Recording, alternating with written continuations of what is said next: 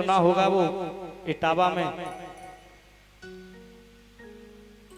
Case चल रहा है। अब ये हमारी भागवत भी कह रही है विरक्तो वैष्णवो विप्रो। वैसे तो कथा विप्र को ही करनी चाहिए, पर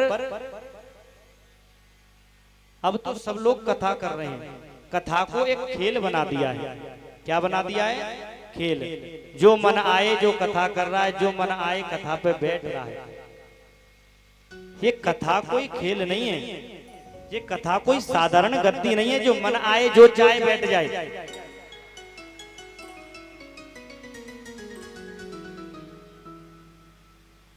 वेदों का शास्त्रों का अध्ययन करना चाहिए। ब्राह्मण के जीवन को आपने नहीं देखा?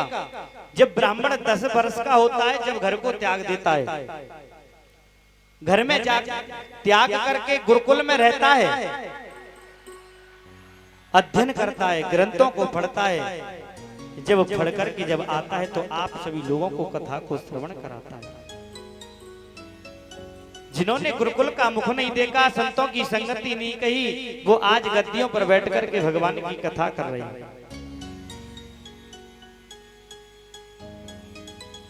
कराने वालों को भी जानना चाहिए वक्ता कैसा है। वक्ता का गोत्र पूछना चाहिए, जाति पूछनी चाहिए, वक्ता कहाँ रहता है, किस गुरु से इसने अध्ययन किया है। ये सारी चीजें यजमान को पूछना चाहिए। जब यजमान का कल्याण होगा, जब उसके पितृ तरेंगे, जब पितृ लोग उसको आशीर्वाद देंगे, पुष्पों की वर्षा देंगे। ये मैं नहीं कह रहा हूं, ये हमारे शास्त्र कह रहे हैं। पर कथा कर रहे हैं, चलो कोई बात नहीं है, पर अपनी जाति को छुपा करके कथा क्यों करें?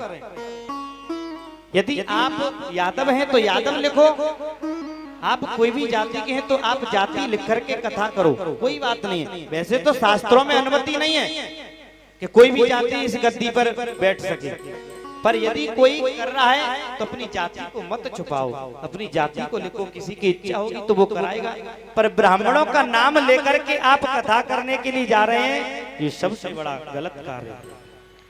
कार्य आप गलत करें और नाम ब्राह्मणों का आता है। कभी गुरुकुल का मुंह नहीं देखा, वेदों शास्त्रों कभी पढ़े नहीं। जब मन आ रहा है जो आ रहा है गद्दी से बोल रहे हैं। ये गद्दी मर्यादा है, यहाँ से जो शब्द बोला जाए वही सुनिश्चित हो, शास्त्रों के लिखा हो वही शब्द बोला जाए।